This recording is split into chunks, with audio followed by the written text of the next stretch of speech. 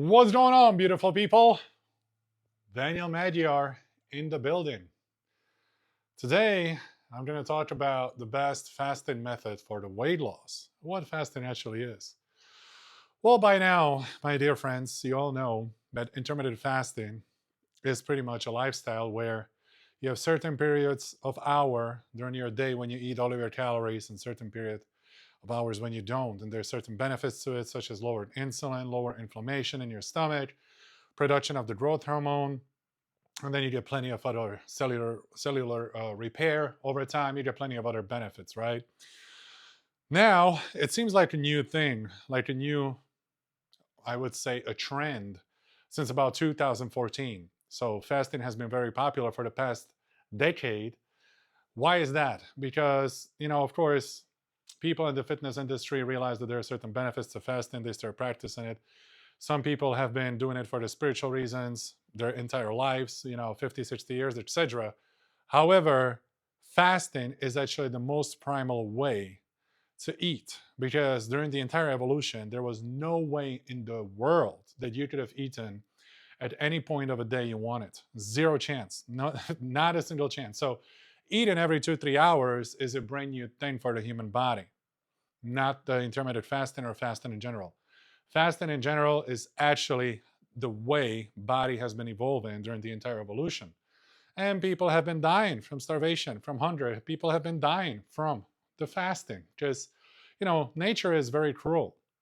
If you're lucky, you might catch protein once every couple of days. Like sometimes you might catch a fish and then 18 days nothing.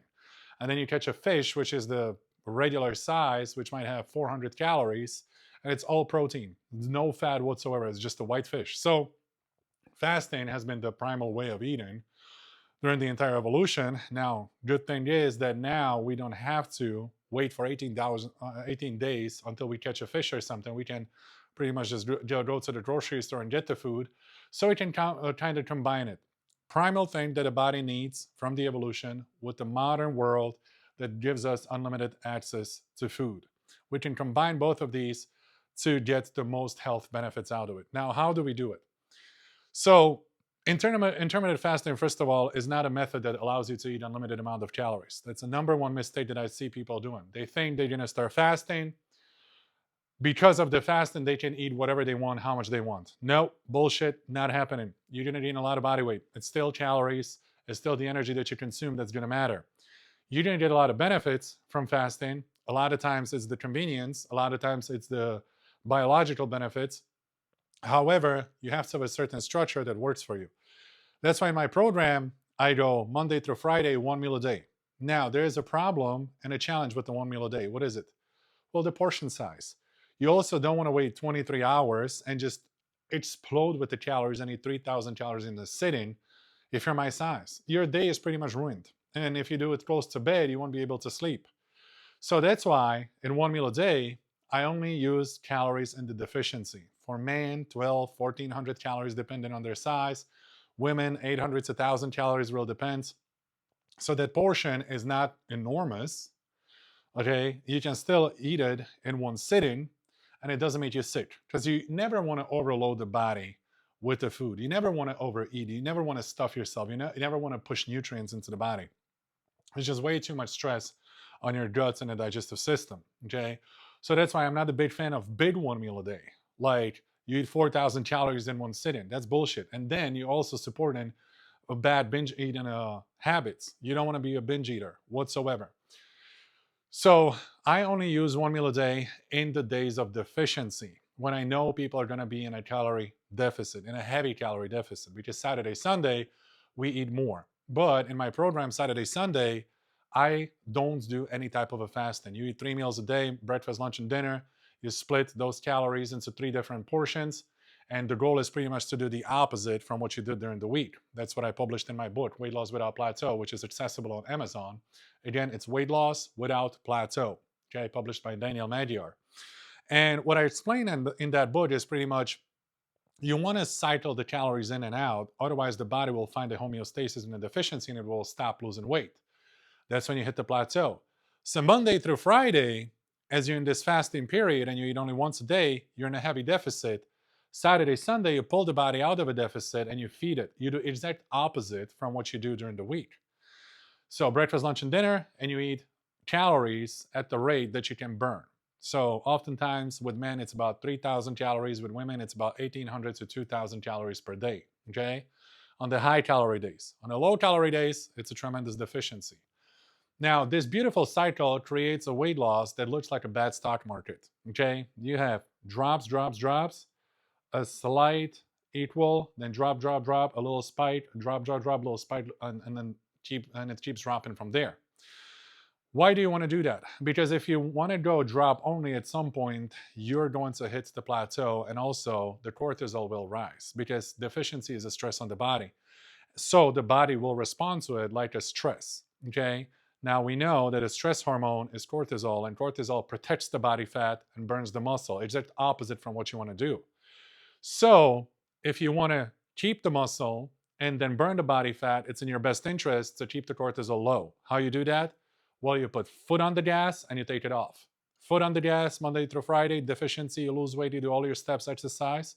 Saturday, Sunday, calories up, no fasting. You do the exact opposite. This method is the best method I ever done, ever tried with all of my clients. It works like a clock. Every single client who follows that to a T is getting tremendous results. So that's how I combine fasting. Now, what about the longer fasts? 48-hour fast, 72-hour fast. Not a real big fan of that. It requires a lot of discipline that turns out to be pretty deficient in the modern society. Of course, there are a lot of people who are fans of the long fasting, but that's like 1% of the population. 99% of people are struggling with the long fasts until we came with the good solution, which is Retta. If you're in Retta, fasting is no issue whatsoever. Deficiency is no issue whatsoever. Actually, eating annoys you. After long enough, after 4 or 5 weeks on Retta, eating annoys you because the brain is constantly getting signals that you're full. So you literally feel like you just finished a meal, even if you haven't eaten for like 30 hours. Okay, that's the beauty of Retta, which is back in stock right now. So if you need some, let me know. Shoot me a DM. And when you do that on a pure discipline, a lot of people are failing because they are fasting for 40, 44 hours. They're just finally waiting for that 48th hour to come so they can break their fast. When they do so, they can't control themselves and they eat absolute horseshit. So they just cancel out the entire benefits of the fasting because they just overeat like crazy. I've seen people go anywhere from 3,000 to 6,000 calories in their eating window, which is absolutely insane. Now, one problem is you cancel out the results. Second, you're creating a psychological problem because right now, you look at the past 48 hours of misery and you think to yourself, what was the point? Like, I just overate and I was supporting your binge eating issues. So I am a number one guy against the binge eating. Binge eating will always, always lead you to a problem, okay? And you're always going to gain body fat by binge eating. Christian, I'll get to your question pretty soon here. So when you fast for about 48 hours, you have a high tendency to binge eat. And I don't want to get you there. I want people to actually do the exact opposite, never binge eat at all. So that's why 48 hours fast, 72-hour fasts, I'm not a big fan of. Once in a while, if I have a client who has a lot of body fat, 40% or so, I might put them on once a week, 48-hour fast, and that's it. So pretty much they'll just skip food on Monday, and their last meal was Sunday night, their next meal will be Tuesday night. That's it. That's simple. Once a week, that's simple. And I only do that in very few cases. So I don't usually promote more than a 24-hour fast. Requires way too much discipline that most common people just don't have, okay? Now, if you're taking Retta, like I said, a whole nother story. Can you fast your way down pretty much unlimited amount of fat? Well, the answer is at some point you're going to start blowing so much muscle. My personal experience is after about those 11 days, you start losing a tremendous amount of muscle. You don't really want to do that. Would you have to do that in the nature? Yes, of course. Have the body gone through this during the evolution? Absolutely. Is that necessary? No. No, it's not. It's very stressful. You're going to start losing strength, losing focus, losing energy, losing sleep. You're going to start becoming weaker and weaker. It just doesn't make sense to go that far. So one meal a day is a great way to reduce the body weight when the calories are under control. You're still in a deficiency, and then Saturday, Sunday, increase the calories. Now, that's in terms of the fasting, okay? Intermittent fasting is a phenomenal way. 8 hours of eating, 16 hours of fasting. It's something that could be done for the maintenance. But also, if you want to be in a calorie deficiency within 8 hours, you're still going to lose weight. You're going to lose weight if you're eating 5 meals a day. It doesn't matter. But 5 meals a day is a headache. Okay, it's a headache, and you don't get as much biological benefits. And my idea is to stay as close to the evolutionary habits as possible, because that's what the body is used to. The body is used to operate on a certain regime, and this regime, when being maintained, delivers the best results in terms of health, appearance, muscle mass, cognition, and all the other stuff, sleep, and all the other stuff, right? So you just kind of want to mimic what the nature created in the first place. And intermittent fasting has always been part of the process. Also, inconsistent eating. Inconsistent eating is what the body is used to, not consistent. Okay, so in today's society, we can pretty much do whatever we want. We just want to do the best thing for ourselves. So that's for the weight loss. For the maintenance, 8-16, 8-hour eating window, 16-hour fasting window, perfectly fine. 420, that's kind of up to your convenience. It doesn't really matter. Okay, at the end of the day, it's always going to be the calories that will decide whether or not you're going to be losing weight or gaining weight. Now, Christian says, love me at 48. It's a 72-hour fast, tapering back to 1 month may lead to autophagy. Yeah, so autophagy is phenomenal. I mean, that's the cellular recycling. Autophagy, now these days we know, can be stimulated just by resistant training only. Also, intensive HIIT cardio triggers the autophagy. Fasting for over 24 hours starts the autophagy process. So it's always good to recycle the body. It's always good to get this cellular repair.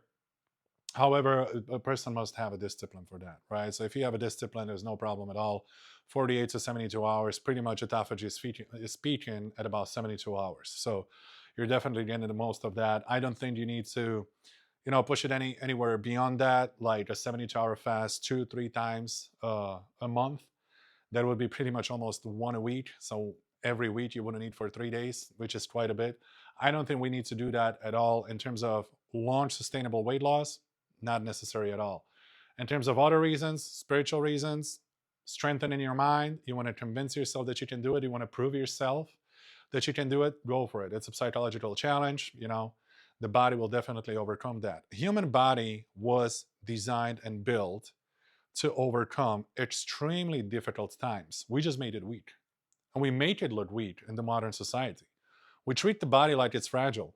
The body is sophisticated organism that can adapt to a really harsh environment. And it has been developed in the really harsh environment. And fasting has been part of it. There's also another one, dry fasting. I've done that. Does it work? Yeah. Does it burn a lot more fat?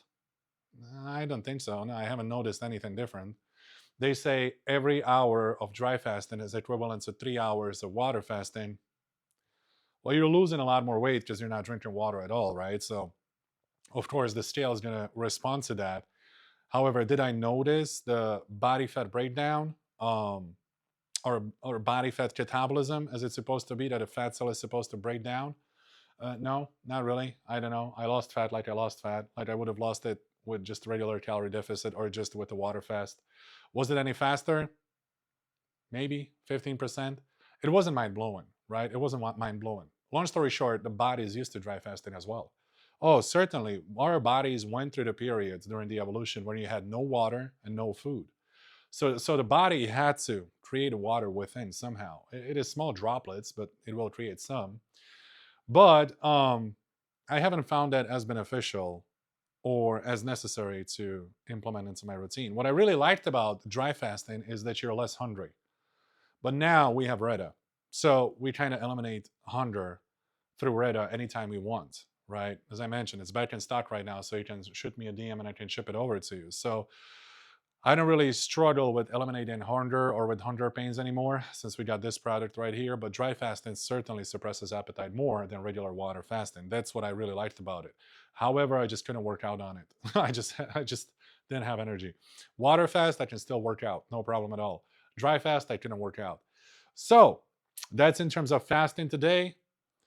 If you have any questions, shoot me a DM. I answer all of my DMs personally here on Facebook, on Instagram as well. And until next time.